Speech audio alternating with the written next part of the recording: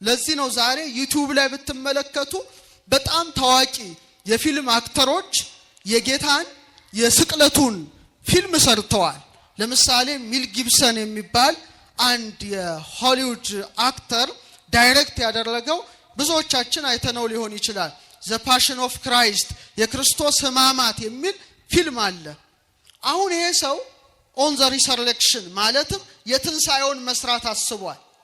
ሲሰራ ግን ጌታ ከተነሳ በኋላ 40 ቀን ያስተማረው የት ነው የሚገኘው ነው? የት ይገኛል? መጽሐፍ ቅዱሱ ምንም አይናገርም። አረገ በአባቱ ቀኝ ተቀመጠ ይላል። ሉቃስ ደግሞ በብዙ ማስረጃ መሲህ ክርስቶስ ያስተማረውን ትምህርት መጽሐፈ ኪዳን ብላ የያዘችው እቺ ታላቅ ቤተክርስቲያን ስለሆነች ለጌታ ትንሳኤ ፊልም ከተሰራ ምንጩ ለኢትዮጵያ ኦርቶዶክስ ተዋሕዶ ቤተክርስቲያን ብቻ በመሆኗ ዘኢትዮፒክ ባይብል የኢትዮጵያው መጽሐፍ ቅዱስ ተብሎ ዛሬ የፈረንጆችን ዩቲዩብ ጭምር ዛሬ ለምሳሌ የአርቲፊሻል ኢንተለጀንስ ጊዜ ነው አይደል?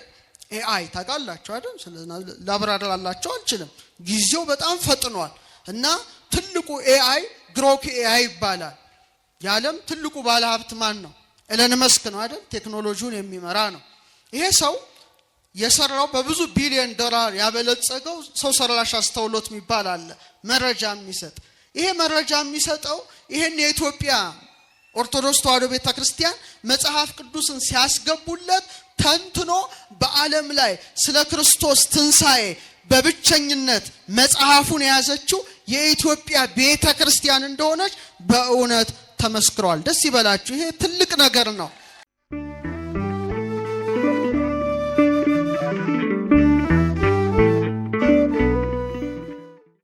በስመ አብ ወወልድ ወመንፈስ ቅዱስ አሐዱ አምላክ።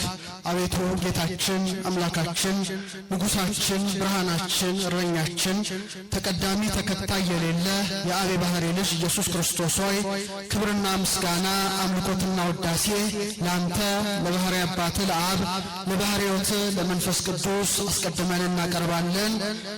ክቡራን ሊቃውንተ ቤተ ክርስቲያን ላይከ ወንጌል ልሳነ ጳውሎስ ክቡራን መምህራን በአውደ ምሕረት ላይ ያላችሁ ክቡር መላከ ስብሐት ቀሲስ አሸናፊ ገብረ ማርያም የተወደዳችሁ የተከበራችሁ የክርስቶስ ቤተሰቦች በትንሣኤው ሰላምታ ክርስቶስ ተንሥአ እሙታን አሰሮ ለሰይጣን ሰላም ኮነ።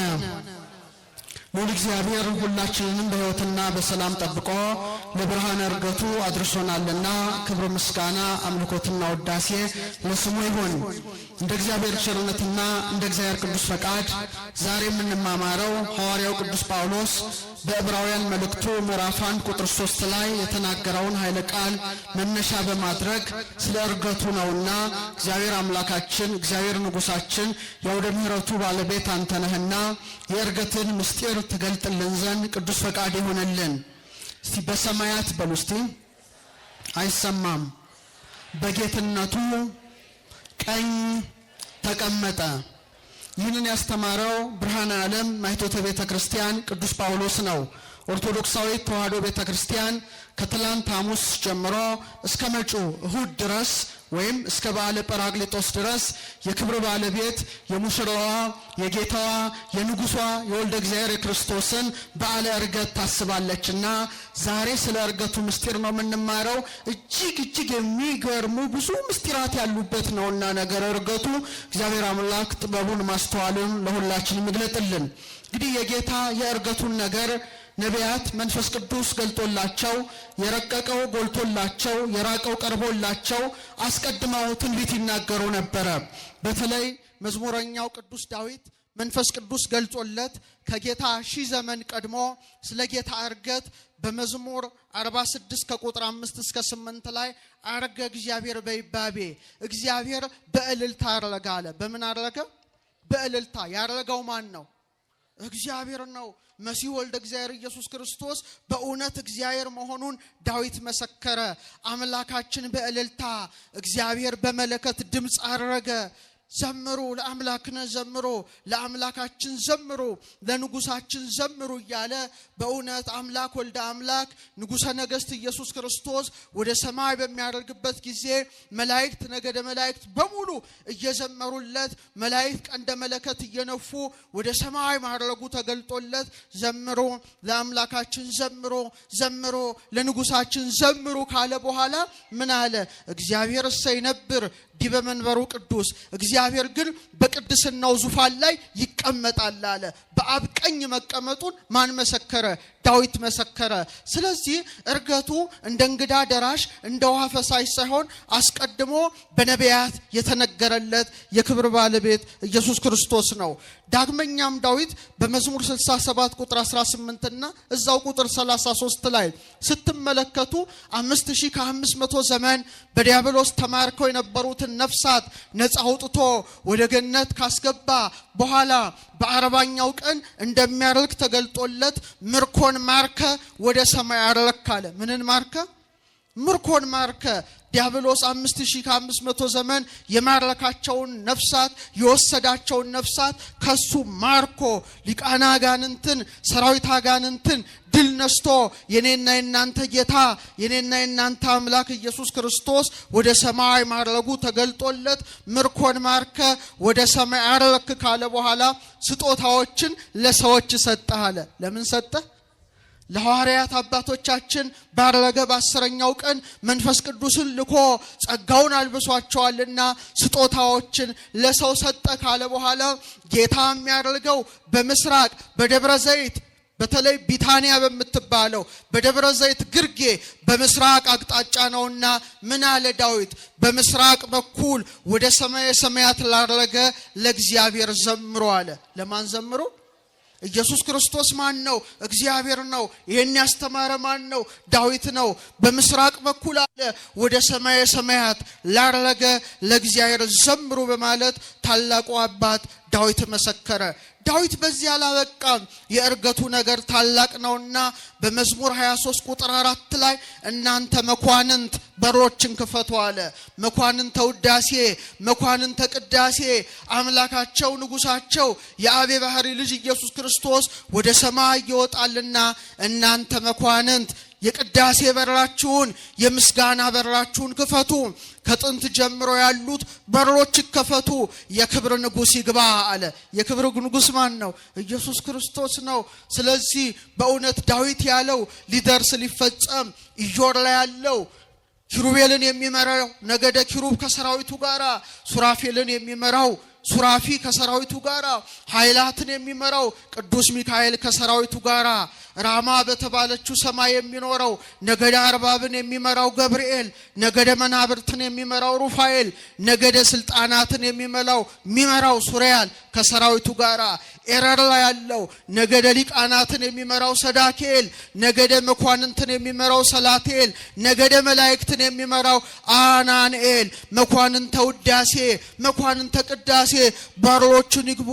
መኑቱ ዝንቱ ንጉሠ ስብሐት ይሄ ክብር ንጉስ ማን ነው ሲል ብርቱና ኃያል እግዚአብሔር ነው። ክብር ምስጋና ላረገው መሲህ እግዚአብሔር ነው። ኢየሱስ ክርስቶስ እግዚአብሔር መሆኑን ቤተክርስቲያናችን ትመሰክራለች። አሁንም ስለ ወልደ ዳዊት አባቱ ዳዊት ዝም አይልም። በአብ ቀኝ ስለመቀመጡ ምን አለ? ጌታ ጌታዬን ጠላቶችን ለእግር መረገጫ እስካደርግ ድረስ በቀኝ ተቀመጥ አለው በማለት በመዝሙር 109 ቁጥር 1 ላይ መስክሯል። እንግዲህ በእግዚአብሔር ቀኝ መቀመጥ ምን ማለት ነው?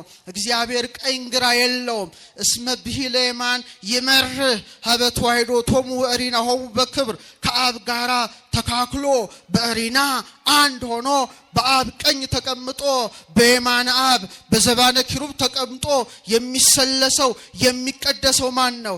የአብ ባህሪ ልጅ ኢየሱስ ክርስቶስ ነውና ነቢያት አስቀድመው እንዲህ አድርገው የእርገቱን ቦታ አቅጣጫውን ያደረገው ማን እንደሆነ ጭምር የሰበኩለት የኔና የናንተ ጌታ ሞትን ድል አድርጎ በተነሳ በ40ኛው ቀን ወደ ሰማይ አረገ። ክብር ለሱ ይሁን፣ ክብር ለሱ ይሁን። እሱም ደጋግሞ ስለ እርገቱ ይነግራቸው ነበረ። በተለይ በዮሐንስ ወንጌል ምዕራፍ 6 ቁጥር 62 ላይ ምን አለ? እንግዲህ የሰው ልጅ አስቀድሞ ወደ ነበረበት ሲወጣ ብታዩ እንዴት ይሆናል ይላቸዋል። አስቀድሞ ምን ወዳለበት? ወደ ነበረበት። በጣም ብዙ ቦታ ነው የነገራቸው። ወደ አብ በመሄዴ ደስ ባላችሁ ነበረ፣ ከሆነም በኋላ ታምኑ ዘንድ አሁን አስቀድሞ ሳይሆን ነግሬያችኋለሁ። ዮሐንስ ወንጌል ምዕራፍ 14 ቁጥር 28። እንደገና ቁጥር 16 ቁጥር 5 ላይ አሁን ግን ወደ ላከኝ እሄዳለሁ፣ ከናንተ ወዴት ትሄዳለህ ብሎ የሚጠይቀኝ የለም፣ ወደ አብ ስለሚሄድ ከዚህ በኋላ ስለማታዩኝ ነው እያለ በእውነት ወደ አብ እንደሚሄድ እንደሚያደርግ ማን ነገራቸው? ክርስቶስ ነገራቸው። ሞትን ድል አድርጎ ከተነሳም በኋላ ማርያምን ምንድነው ያላት? ማርያም መግደላዊትን ገና ወደ አባቴ አላረኩምና ምን አትበይ አትንኪኝ ይላታል። ስለዚህ እንዲህ ያደረገ ራሱ ባለቤቱ ኢየሱስ ክርስቶስ ስለ እርገቱ እየነገራቸው በእውነት ሞትን ድል አድርጎ ከተነሳ በኋላ ስንት ቀናት ከነሱ ጋር ቆየ? 40። እስቲ በሉ ድገሙት እስቲ። ለምን 40 ቀን ቆየ? ይሄን ሁሉ ዛሬ የምናየው ይሆናል። ሉቃስ በሐዋርያት ሥራ ምዕራፍ 1 ቁጥር 2 ላይ ምን አለ? 4:2 ላይ ምን አለ? 40 ቀን እየታያቸው ስለ እግዚአብሔር መንግስት ነገር እየነገራቸው በብዙ ማስረጃ ከሕማማቱ በኋላ ሕያው ሆኖ ለነርሱ ራሱን አሳያቸው አለ። በብዙ ማስረጃ እስቲ በሉት። ከሕማማቱ በኋላ ሉቃስ ጠንቅቆ ነው የጻፈው። ዛሬ ይህን ሁሉ ኃይለ ቃል በደንብ አድርገን መፈተሽ ይገባል። በብዙ ማስረጃ ከምኑ በኋላ? ከሕማማቱ በኋላ። ይሄ ቃል ትልቅ ቃል ነው፣ ቅዱስ ቃል ነው። ጌታችን የተነሳው በረቂቅ መንፈስ አይደለም፣ ወይም ደግሞ ስጋን ጥሎ መለኮት ብቻ አይደለም፣ ምትሃት አይደለም። በእውነት ትንሳኤው ምንድነው? አማናዊ ትንሳኤ ስለሆነ በብዙ ማስረጃ አለ። በምን ማስረጃ? በብዙ ማስረጃ። ለምሳሌ ከተነሳ በኋላ አብሯቸው ይበላል፣ ይጠጣል፣ ቁስሉን ያሳያቸዋል፣ ችንካሩን ያሳያቸዋል። ለቶማስ ደግሞ ጣትህን አምጣ ዳሰኝ ይለዋል። በባህር ዳርቻ ይታያቸዋል። በመንገድ ላይ ለኤማሁስ ወደ ፍኖተ ኤማሁስ በኤማሁስ መንገድ ላይ ለሁለቱ ይታያቸዋል። በተለያየ ጊዜ ይታያቸዋል። በዚህ ሁሉ ምን ይሰጣቸው ነበረ? ማስረጃ ይሰጣቸው ነበረ። ሉቃስ ከሕማማቱ በኋላ ብሎ የጻፈው ያ የታመመው፣ የተገረፈው፣ የደማው፣ የቆሰለው፣ የተቀበረው አካሉ ራሱ በክብር ተነስቷልና በብዙ ማስረጃ ከሕማማቱ በኋላ በማለት በእውነት ወንጌላዊ ሉቃስ ጽፎልናል። ስንት ቀን እየታያቸው አለ? 40 ቀን። እስቲ በሉ መታየት ነው። ድሮ ከዋለበት ይውላሉ፣ ካደረበት ያድራሉ፣ አይለዩትም። አሁን ግን መታየት ነው። የሽግግር ወቅት ነው። ሰማያዊ ምስጢር ነው ከትንሳኤ በኋላ ያለው። ስለዚህ ሲፈቅድ ይገለጥላቸዋል፣ ደግሞ ከተገለጠ በኋላ ይሰወራቸዋል። ስለዚህ አብሯቸው ስለማይውል ስለማያድር እየታያቸው ብሎ ሉቃስ ጠንቀቅ አድርጎ ጽፎልናል። እና ስለ እግዚአብሔር መንግስት ነገር እየነገራቸው አለ። ስለምን ነገር? በቃ አለቀ። ከትንሳኤ በኋላ ስለ አይሁድ አልነገራቸው፣ ስለ ምድራዊ ፖለቲካ አልነገራቸው። ስለማን ነው የነገራቸው? ስለ እግዚአብሔር መንግስት። የእግዚአብሔር መንግስት የተባለው ምንድነው? የቤተ ክርስቲያን ምስጢር ነው። ምክንያቱም ሰማያዊ መንግስቱ የሚገለጠው የት ነው? ቤተ ክርስቲያን ነው። ይህ ማለት መጽሐፈ ኪዳንን አስተማራቸው ማለት ነው። እስቲ በሉ ድገሙት እስቲ። ስለ እግዚአብሔር መንግስት ማለት ምን ማለት ነው? ስለ ምስጢራተ ቤተ ክርስቲያን፣ ስለ ቅዱስ ስጋው፣ ስለ ክቡር ደሙ፣ በ40 ቀን በ80 ቀን ስለሚሰጠው ልጅነት፣ ይሄን ሁሉ ነገር በብዙ ማስረጃ እያስተማረ። በጣም የሚገርማችሁና በጣም የሚደንቃችሁ ጌታችን ሞትን ድል አድርጎ ከተነሳ በኋላ 40 ቀናት ያስተማረውን ትምህርት ጠንቅቃ የያዘች የኢትዮጵያ ኦርቶዶክስ ተዋሕዶ ቤተክርስቲያን ናት። መጽሐፈ ኪዳንን የያዘች። ሌላው ዓለም አጥቶታል። እንዴት እንዳጣው ግራ ያጋባል። ጌታችን ግን ከተነሳ በኋላ መጽሐፈ ኪዳን ማለት ትልቅ መጽሐፍ ነው። እናንተ የምታውቁት እነዚህ 7ቱ ኪዳናትን ነው። ለምሳሌ ትምህርተ ኅቡዓት የሚባል የኪዳን ክፍል አለ። 9 ኪዳናት አሉ። በእንተ ቅድሳት ዲያቆኑ ሲያነብ ትሰማላችሁ። እግዚአብሔር ዘብርሃናት አዲስ አማኝ ሲመጣ የሚጠመቅበት፣ በሰማይ ያሉ ዲያቆኑ ቅዳሴ ላይ የሚናገረው፣ ቅዳሴ እግዚእን ታውቃላችሁ። ስጋውን ተቀብላችሁ ወደ ደሙ ስትመለሱ ቅዱስ ስሉስ። ይሄ ሁሉ ጌታ ካስተማረው የተውጣጣ ነው እንጂ ትልቅ መጽሐፍ ነው። ለዚህ ነው ዛሬ ዩቲዩብ ላይ ብትመለከቱ በጣም ታዋቂ የፊልም አክተሮች የጌታን የስቅለቱን ፊልም ሰርተዋል። ለምሳሌ ሚል ጊብሰን የሚባል አንድ የሆሊውድ አክተር ዳይሬክት ያደረገው ብዙዎቻችን አይተነው ሊሆን ይችላል።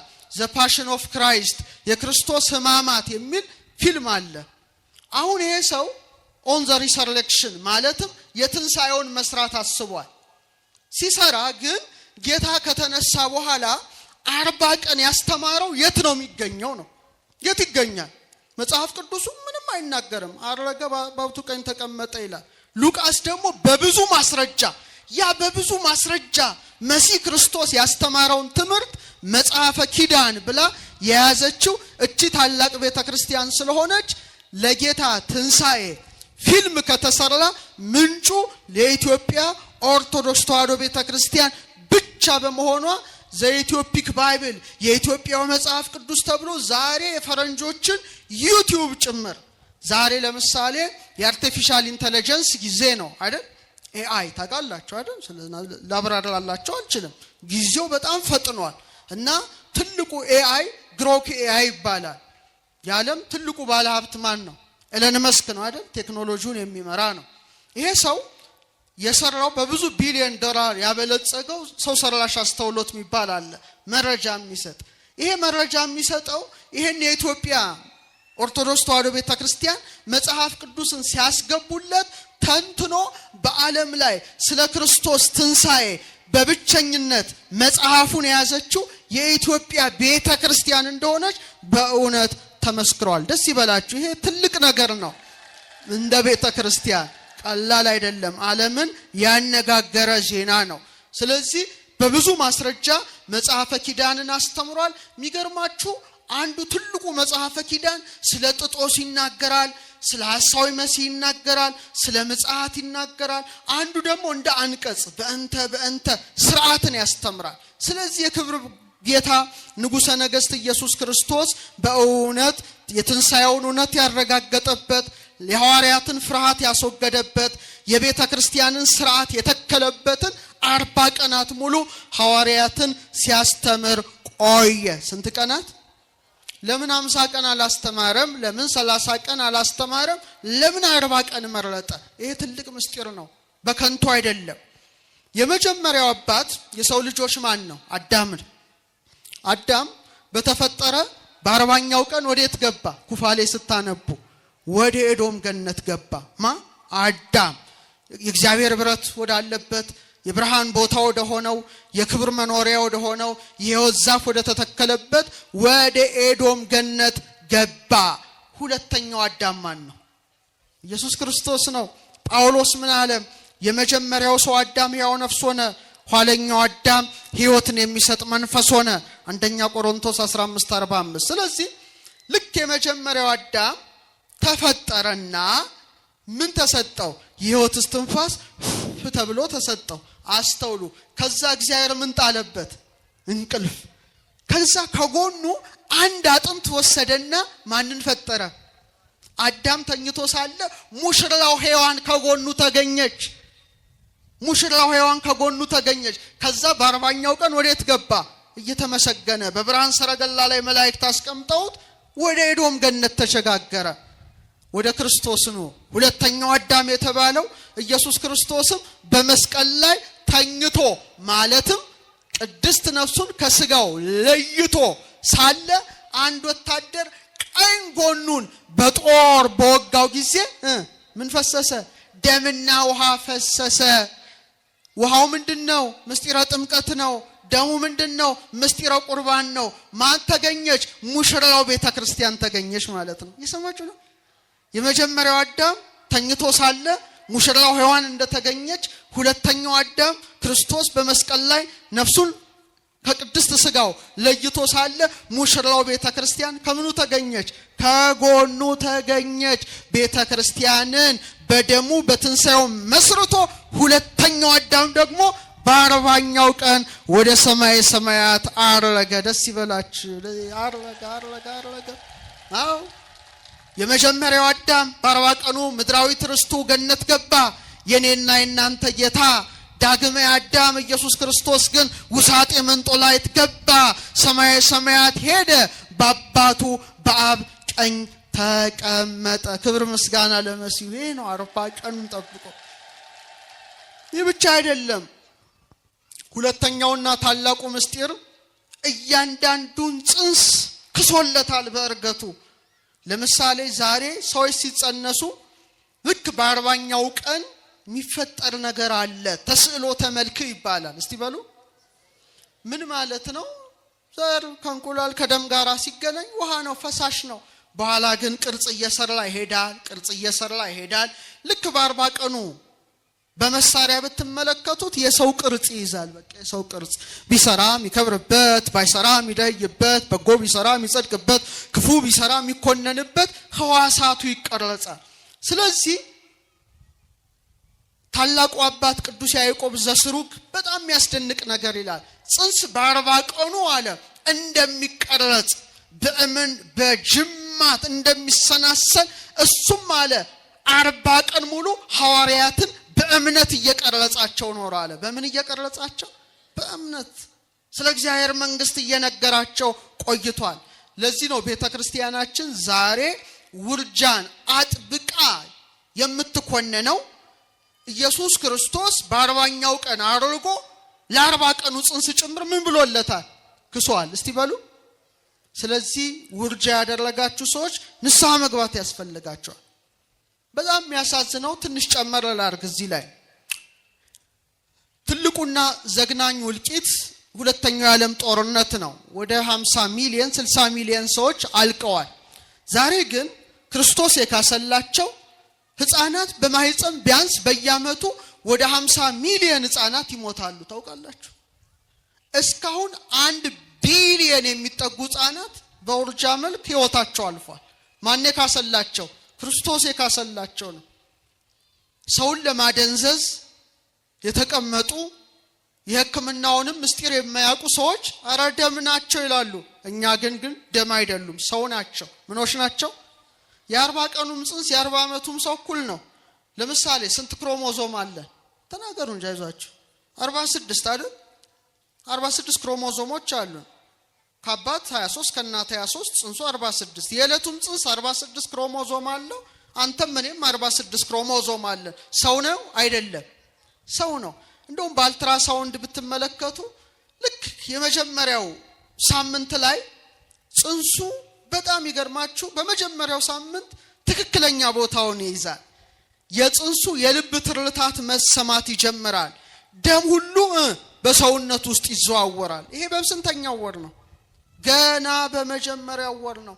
ልክ ሁለተኛው ወር ላይ ሲደርስ 40 ቀኑ ላይ ማለት ነው። ስንት ቀኑ ላይ? አቤት ጌታችን!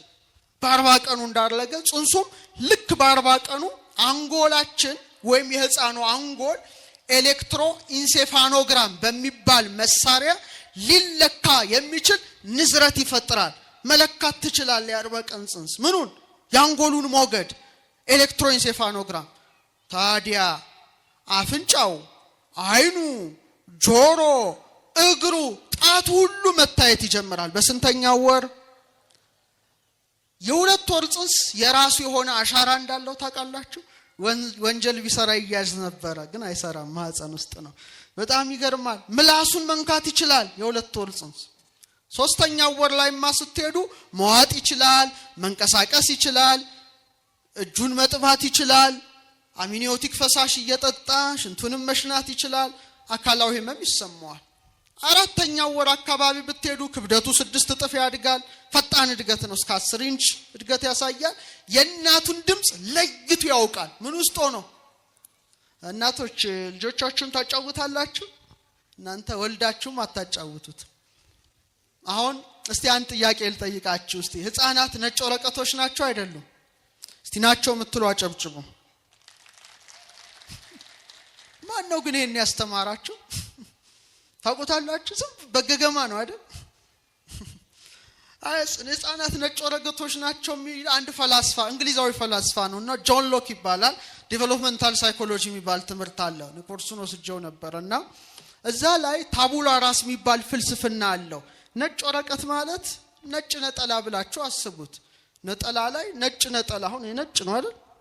ባዶ ነው አይደል? ቀለም አለው ብሎ ነጭ ነው። ባዶ ናቸው ማለት ነው። ነጭ ወረቀት ማለት ምን ማለት ነው? ምንም አያውቁ ባዶ። አረ በስማ ይሄ እንዴት አይነት ሞኝነት!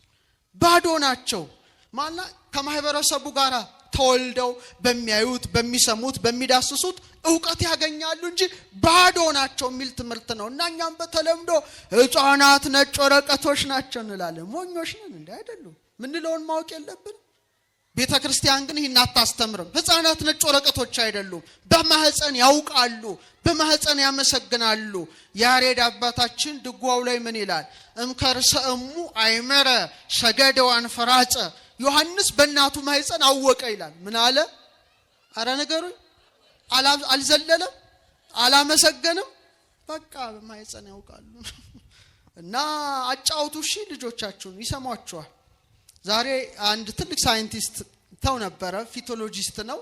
ብዙ አመት የማህፀን ስፔሻሊስት ሆኖ ሰርቷልና አንድ ቀን ሲነግረኝ ጀርመን ወላጆችን ሰብስበው ጽንሱን እንዲያጫውቱ አደረጉ። ለምሳሌ እናቶች የጸነሱ ሴቶች ናቸውና ድምጽ ስለሚሰሙ ጽንሶች ለምሳሌ ሴት የጸነሳችሁ ከሆነችሁ ሚሚዬ ደህና ነሽ ወይ? እንደምን ነሽ?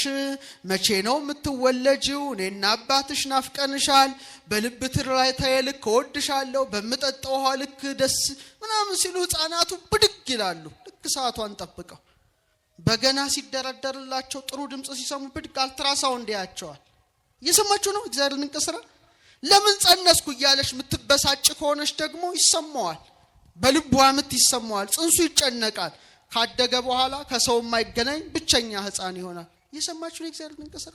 ታዲያ ጌታችን ንጉሳችን ብርሃናችን ይሄንን ሁሉ ነው ያደረገው። በ5 ወርማ ከፈለጋችሁ ቆዳቸው፣ ጠጉራቸው፣ ጥፍራቸው ያድጋል። ህልም ማለም ይችላሉ ይላል ሳይንስ። ትዝ ይላችኋል ማህፀን ውስጥ ሆናችሁ ያያችሁትን በአርኤም ራፒድ አይ ሙቭመንት ላይ ነው። እሺ ታውቱሽ እሱ ውስጥ አንገባ።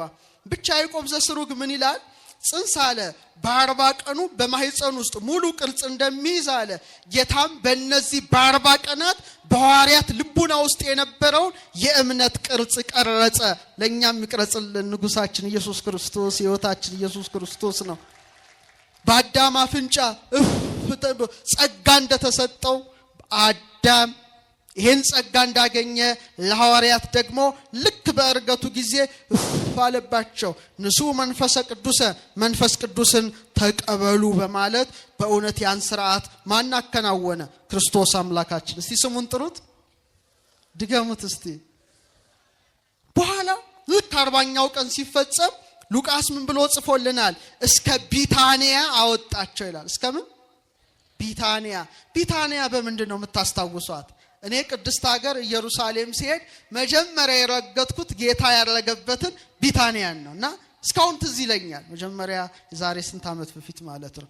ቢታንያ እነ ማርያ እነ ማርታ እና አልዓዛር ይኖሩበት የነበረ አልዓዛርን ከሞት ያስነሳበት ጌታ ብዙ ጊዜ ይገኝበት የነበረ የፍቅር ቦታ ነው አይደለም?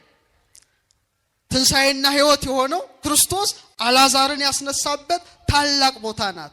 ቢታንያ የፍቅር ቤት ናት። ቢታንያ አልዓዛር የተነሳባት ናት። ቢታንያ እንግዳ የመቀበል ስፍራ ናት።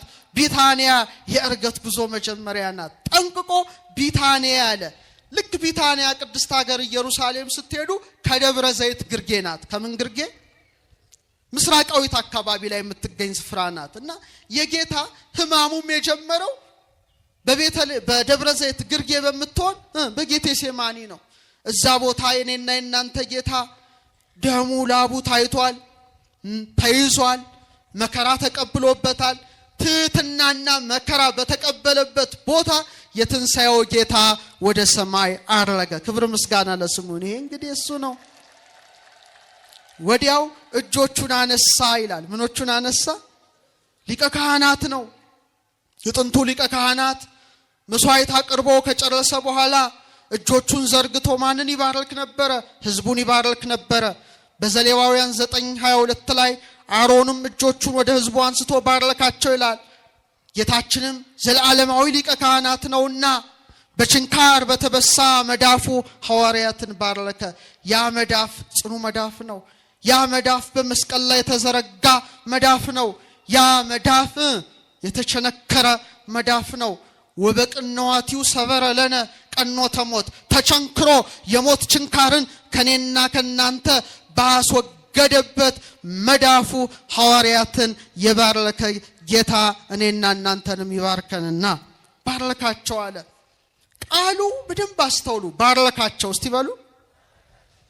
አዳም ያመጣብን ምንድነው? እርግማን ነው አይደል? የመጀመሪያው ሰው አዳም ምድር ካንተ የተነሳ የተረገመች ትሁን አለ። ሁለተኛው አዳም ወደ ሰማይ በሚያርግበት ጊዜ ምን አላቸው? ባረካቸው። እርግማኑ ተወገደ፣ በበረከት ተቀየረ። እልል ያስብልም መርገም የለም። የሰው ልጅ ተፈጥሮ በእርግማን ምክንያት እንደወደቀ መሲህ ክርስቶስ ደግሞ በበረከት መለሰው።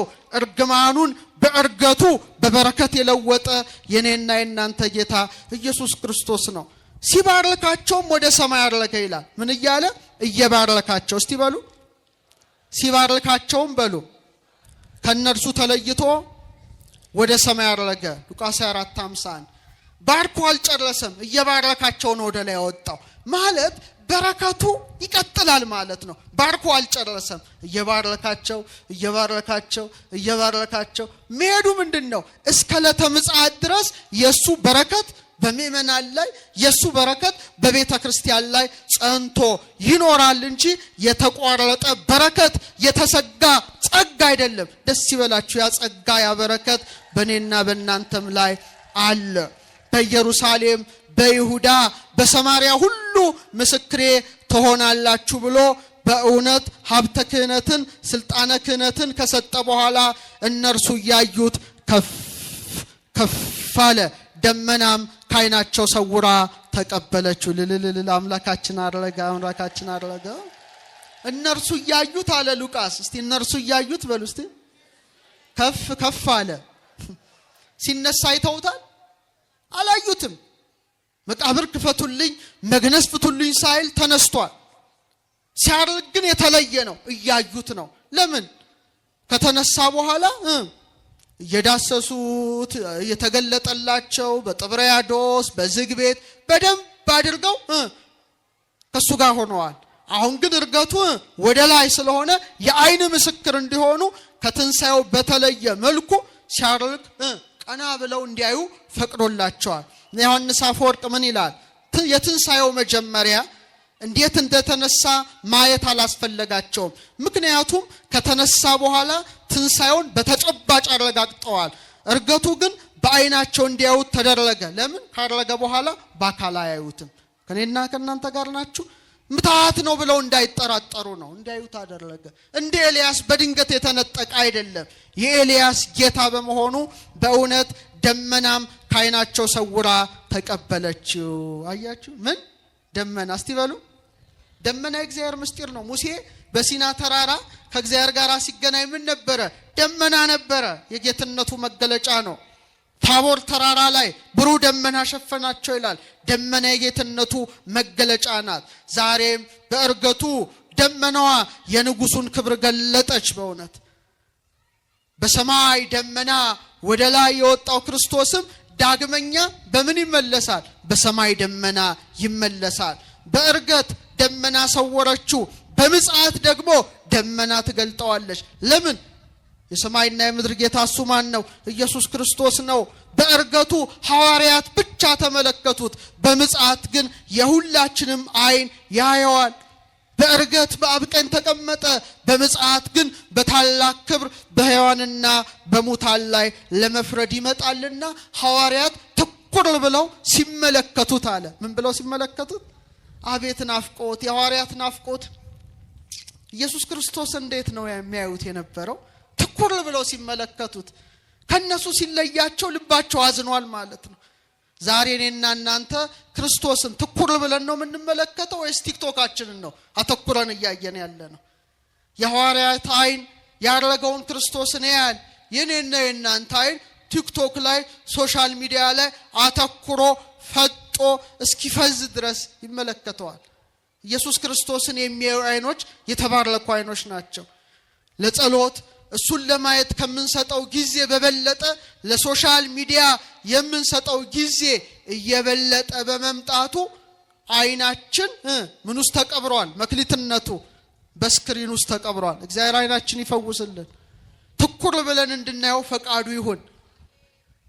የማታስተውሉ የገላትያ ሰዎች ሆይ ኢየሱስ ክርስቶስ እንደተሰቀለ ሆኖ በፊታችሁ ተስሎ ነበር። ለእውነት እንዳትታዘዙ አዚም ያደረገባችሁ ማን ነው? በእውነት ዘንድሮ አዚም ተተክሎብናል። አይናችን ይፈውስልን ክርስቶስ። የናፍቆት እይታ ነው። ትኩር ብለው ያዩታል። አረ መሪያችን ሄደ፣ ንጉሳችን ሄደ፣ ብቻችንን ቀረን እያሉ ይመለከታሉ። ነገር ግን ነጫጭ ልብስ የለበሱ ሁለት ሰዎች ከነሱ ጋር ቆሙ ይላል። እነማን ይሆኑ? መላእክት ናቸው። ነጭ ለብሰዋል። ቅድስና ነው፣ ንጽህና ነው። በልደቱ ነጭ ለብሰዋል፣ በትንሣኤው ነጭ ለብሰዋል። ነጭ የድል ምልክት ነው። ነጭ የሰማያዊ ክብር ምልክት ነው። በእውነት ብሩህ ልብስ ለብሰው በጌታቸው እርገት መላእክት መጡ። ስንት ሆነው? ምስክር በስንት ይጸናል? በሁለት ይጸናል። የክርስቶስ እርገት አማናዊ እርገት ነው። የሐዋርያትን ምስክር ለማጽናት ባጠገባቸው ቆሙ። ይሄ ቃል ደስ ይለኛል። ሉቃስን ሳነብ የሐዋርያት ሥራ ሳነብ በመናቸው ቆሙ? ጎንና ጎን ቆሙ። አያችሁ? በክርስቶስ እርገት ታረቅና፣ በልደቱ ታረቅና፣ አብረን ዘመርን አይደል? እረኞችና መላእክት። በእርገቱ ደግሞ ጎንና ጎን ቆም። ደስ ይበላችሁ ኦርቶዶክሳውያን፣ ደስ ይበላ። ከመላእክት ጋር አብረን ቆመናል ማለት ነውና ምን አሉ? ይገለጥ አንተሙ ሰባ ገሊላ ምን ትኑ ቆምክሙ ትራዩ ሰማይ። እናንተ የገሊላ ሰዎች ሽቅብ ሽቅብ እየተመለከታችሁ ስለምን ቆማችሁ አለ። በቃ አትቁሙ ነው። ከዚህ በኋላ አገልግሎት ነው። የመመልከት የናፍቆት ጊዜ አብቅቷል። አሁን የሥራና የጉዞ ጊዜ ነው። ቤተክርስቲያን አትቆምም። ቤተክርስቲያን ሁሌ መሄድ አለባት። ለምን ቆማችሁ? እኔን ቤተክርስቲያን የማደንቀው አልቆምም። ሁሌ ወንጌል ምን ይላል ንገሩኝ እስቲ። ይሰበክበታል ማለት ነው። አሁን የመቆም ጊዜ አይደለም፣ የመሄድ ጊዜ ነው። ስለምን ቆማችሁ? ዝውቱ ኢየሱስ ዛርገ ማብየክሙ ውስተ ሰማይ። ይህ ወደ ሰማይ ያረገው ማን ነው? ኢየሱስ ክርስቶስ ነው። ወደ ሰማይ ሲያርግ እንዳያችሁ ተመልሶ ይመጣል። ደስ ይበላችሁ። ይመጣል አላችሁ። በቃ ያረገው የተዋህደው ሥጋ ነው። ተመልሶ ይመጣል በማለት በእውነት በግልጽ በአይን ወደ ሰማይ ሲያርግ ያዩት ኢየሱስ ክርስቶስ በታላቅ ክብር እንደሚመጣ ለአባቶቻችን ለሐዋርያት የነገሩበት ታላቅ በዓል ነውና እንኳን አደረሳችሁ። አመስግኑ፣ አመስግኑ። አሁን የምነግራችሁ ምስጢር ግን ትንሽ ረቀቅ ስለሚል ዝግጁ ናችሁ? ጌታችን ያረገው መቼ ነው? ፍጠኑ። በ40ኛው ቀን። ወሩ ምንድን ነው? ግንቦት 8። አሁን ልደቱን እና እርገቱን ሰማይ ላይ ነው የምንመለከተው። ሁሉም ነገር ሰማይ ላይ አልቋል። ሰማይ ማለት ትልቅ የእግዚአብሔር መጽሐፍ ነው። ፊደላቱ ከዋክብቱ ናቸው። ሰማይ ላይ ያለውን ምስጢር ምድር ላይ ገልጾታል። እንዴት እንደገለጸው አሳያቸዋለሁ። ዝግጁ ናችሁ? እርገቱ ሰማይ ላይ አለ። ሁሌ እናየዋለን። ለምን ታኅሳስ ተወለደ አስባችሁ ታውቃላችሁ? እሺ ተውት። ሰማያት ይነግራ ስብሐተ እግዚአብሔር። ሰማያት የእግዚአብሔርን ክብር ይናገራል ይላል መጽሐፍ። ፀሐይ የተፈጠረችው በስንተኛው ቀን ነው? አረጣቴን አሳየኋችሁ። በ4ኛው ቀን ነው። በስንተኛው ቀን? አስተውሉ፣ በጣም አስተውሉ። እሺ ፀሐይ በ4ኛው ቀን መጣ። ስንት አቅጣጫ አለ? ምስራቅ፣ ምዕራብ፣ ሰሜን፣ ደቡብ። ስንት? 4 ታላላቅ ከዋክብት አሉ። ስንት ወራት አሉ? 12። ስንት የወራት መጋቢዎች ከዋክብት አደረገ እግዚአብሔር ከፀሐይ ጋር የሚሄዱ? 12 መገብታ ወራ። በቃ ጨረሰው እኮ። ወንጌል ሰማይ ላይ ያለቀ። ፀሐይ በስንተኛው ዕለት ተፈጠረ? መጣ። ንገሩኛ፣ ፍጠኑ። በ4ኛው ቀን እንደመጣ የኔና የናንተ ፀሐይ ኢየሱስ ክርስቶስም ልክ በ4ኛው ትውልድ ላይ መጣ። ያዕቆብ ስንት ልጆች አሉት? 12። የመጀመሪያው ልጁ ማን ነው? ሮቤል። ሁለተኛው ማን ነው? ስምዖን። ሶስተኛው ማን ነው? ሌዊ። 4ኛው ማን ነው? ይሁዳ። ልክ ልክ በአራተኛው ትውልድ እውነተኛው ፀሐይ መጣ። ፀሐይ ካለ አራት ሊቃነ ከዋክብት ፀሐይን እንደሚያጅቡ ስንት ወንጌላውያንን መረጠ? ማቴዎስ፣ ማርቆስ፣ ሉቃስ፣ ዮሐንስ። 12 ከዋክብት ፍኖተ ፀሐይ አለ። ኤክሊፕቲክ ይባላል። እኛ በአስትሮኖሚው ትምህርት ኤክሊፕቲክ ማለት ፀሐይ የምትጓዝበት መንገድ ነው። ፍኖተ ፀሐይ ይባላል ባቡሻሩ። 12ቱ ከዋክብት በአመት ውስጥ ይከተላሉ ፀሐይን። የሰማችሁ ነው?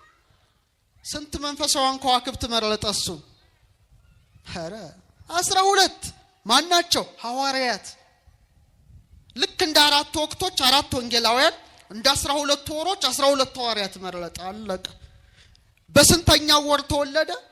መስከረም፣ ጥቅምት፣ ህዳር፣ ታህሳስ። ያስተዋላችሁ ነው? በጣም ጥሩ፣ በጣም ጥሩ። ታህሳስ ላይ የሚከሰት ነገር ምን አለ እስቲ ንገሩን። ሰማይ ላይ ረዲያ አይደለም የገና ጀንበር ቶሎ ይመሻል አይደል? በጣም ቶሎ ነው የሚመሻው። በጣም ቶሎ አውሮፓማ ቶሎ ነው የሚጨልመው። እኛ ጋር እንደው እንትን ላይ ስላለን ኢኩዌተር ላይ ስላለን እንጂ ሌላው ዓለም ቶሎ ይጨልማል።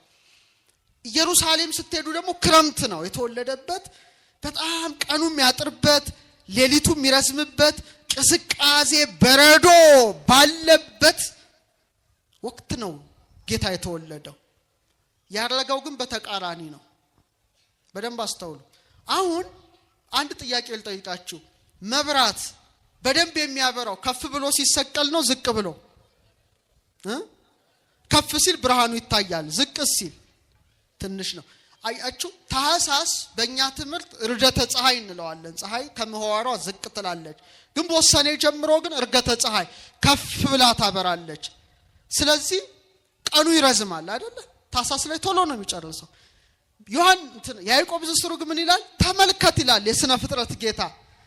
ፀሐይ ከምህዋሯ ዝቅ በምትልበት ወር እውነተኛው ፀሐይ ዝቅ ብሎ በከብቶች በረት ምን ሆነ? ተወለደ። ዛፎች ቅጠላቸውን በሚያረግፉበት ወቅት ማን ተወለደ? ክርስቶስ ተወለደ።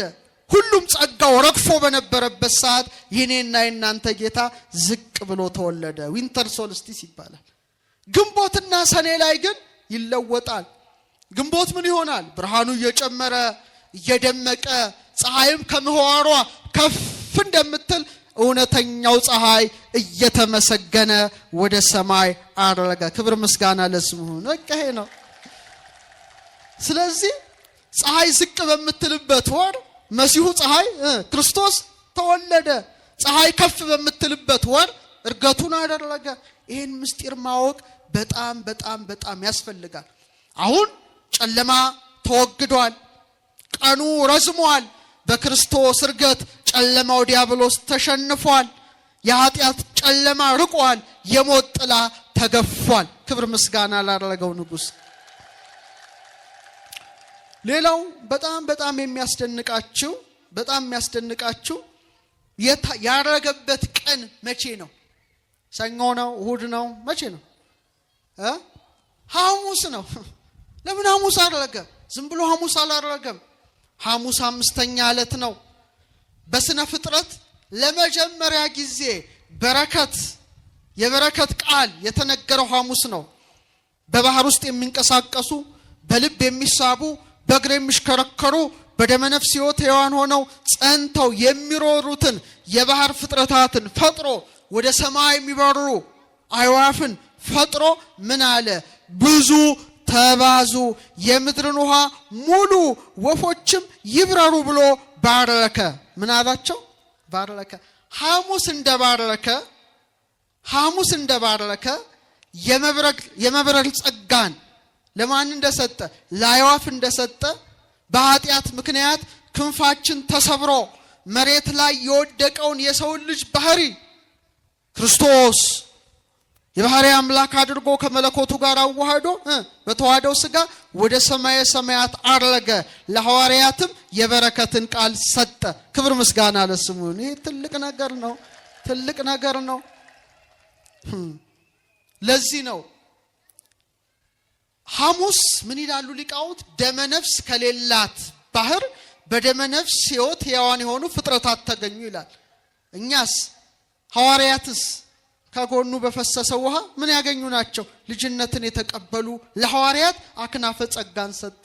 በረሩ ብዙ ተባዙ እንዳለ ያ የበረከት ጸጋ እያረገ የሰጠው ጸጋ እኔና እናንተን አብዝቶናል። ስለዚህ አባ ጊዮርጊስ እንዲህ አለ። እስቲ አብረን በለው፣ በጨርቅ በሉ እስቲ፣ አይሰማም። የጠቀለሉት ይህ ሥጋ በኪሩቤል ክንፎች ተጋረደ። መልስ በጉልበት ያቀፉት፣ አረባካችሁ በሞቴ በጉልበት ያቀፉት ይህ ሥጋ በእሳት ሰረገላ ተቀመጠ። በዚህ ዓለም የተራበ የተጠማ ይህ ሥጋ እህል መብላት ወይን መጠጣት ወደ ሌለበት ወደ አርያም ከፍታ ወጣ። በሊቀ ካህናት በጲላጦስ አገልጋዮች በጥፊ የተመታ ይህ ሥጋ የሰማይ ሰራዊት የእሳት ክንፎች እየተርገበገቡለት በአብ ቀኝ ተቀመጠ። ተቀመጠ። ሐሙስ ትዝ ይላችኋል ምን አድርጓል ጌታ? የሐዋርያትን እግር አጥቧል። ፍቅርን አሳይቷቸዋል። ሥጋውን ደሙን አቀብሏቸዋል። ሐሙስ ተይዟል፣ በጥፊ ተመቷል።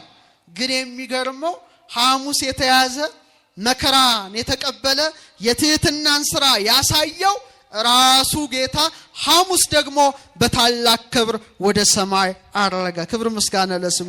ሕማሙን ከእርገቱ ጋራ ሌላው ለሐዋርያት ጊዜ ሰጥቷቸዋል። ምን ሰጥቷቸዋል? ጊዜ ሰጣቸው። ጊዜው ምንድን ነው? የ10 ቀን ጊዜ ማለት ነው። ባረገ በ10ኛው ቀን ምንን ይሰጣል? መንፈስ ቅዱስን ይልካል። ምንን ይልካል? መንፈስ ቅዱስን ይልካል።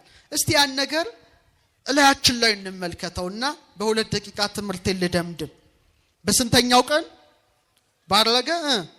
በ10ኛው ቀን። ስለዚህ ሲቆጠር 10 ቀን የሚሆነው ሐሙስ ቢያደርግ ነው። 10 ፍጹም ቁጥር ነው። 10 ምን ቁጥር ነው? ፍጹም ቁጥር ነው። ያረገውም 8ኛው ቀን ነው።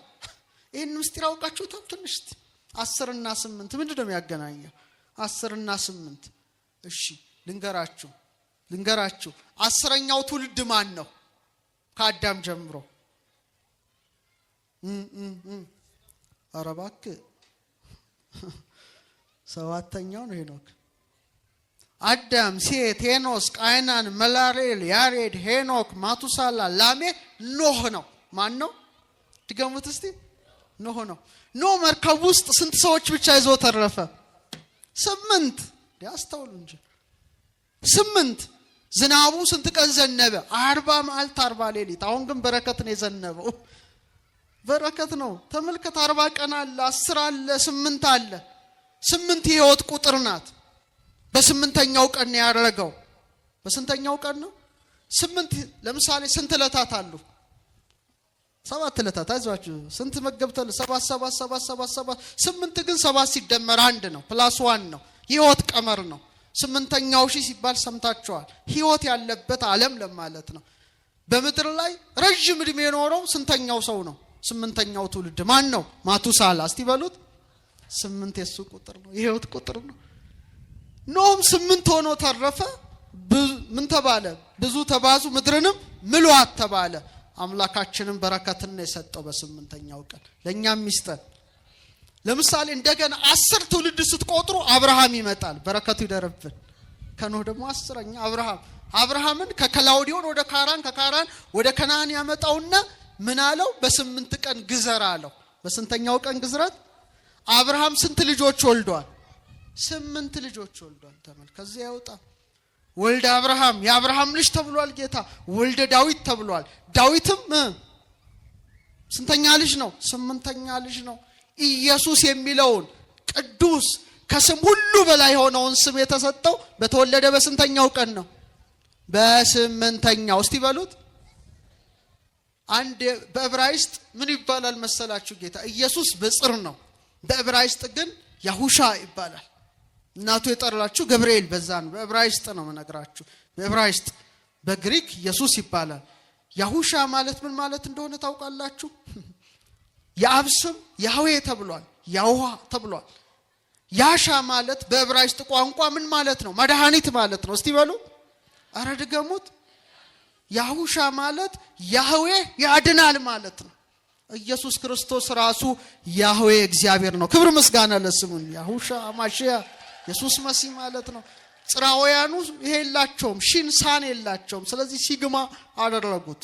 ከዛ በኋላ እንደገና ወንድ ሲጠራ ደግሞ እንደገና ሳ ይጨምራሉ። ኢየሱስ ከስም ሁሉ በላይ ሆነውን ስም በስምንተኛው ቀን የሰጠው ጌታ እርገቱንም በስምንተኛው ቀን አደረገ። ክብር ምስጋና ለስም።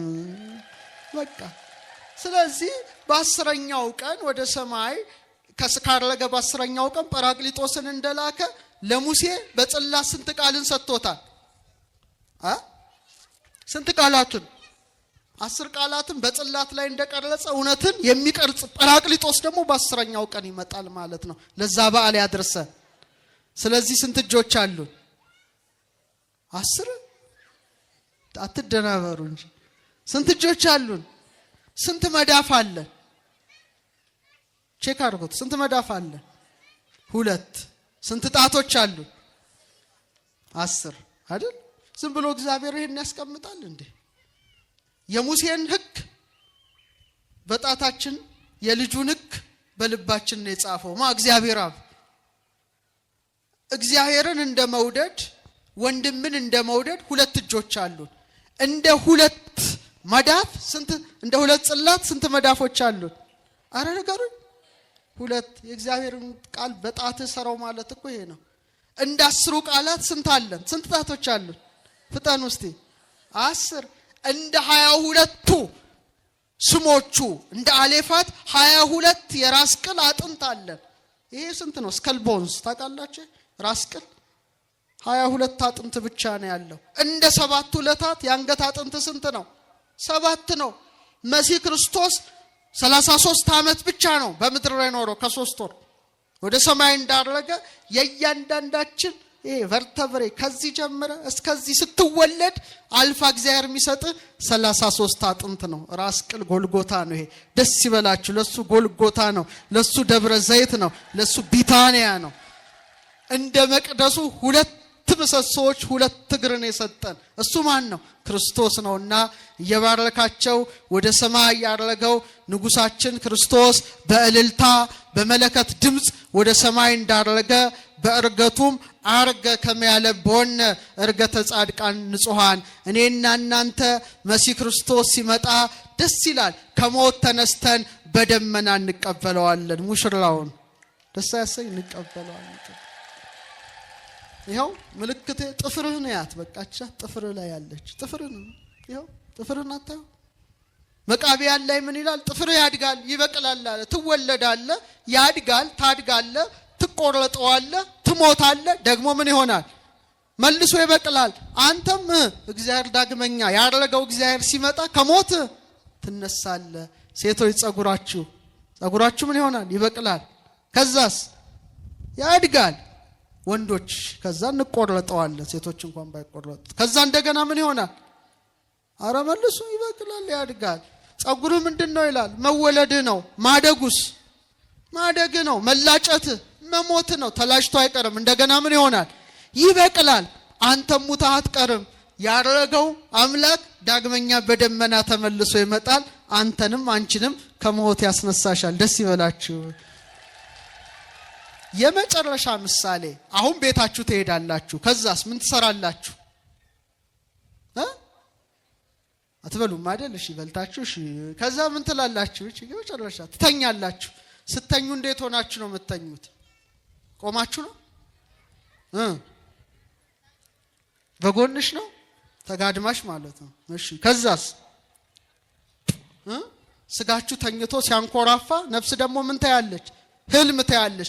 ልክ ጠዋት ዶሮ ሲጮህ ወይም አላርሙ ሲጮህ ወይም ፀሐይዋ ቦግ ስትል ከእንቅልፋችን ብድግ እንላለን። ይሄ ማለት እርገቱ ነው። በቃ ቤታችሁ ይሄ ብቻ ይብቃችሁ።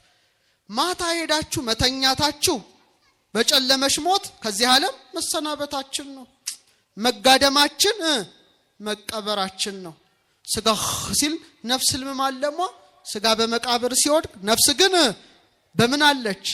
በህያውነት። እስቲ በሉ አረ ድገሙት። በሕያውነት አለች ነው።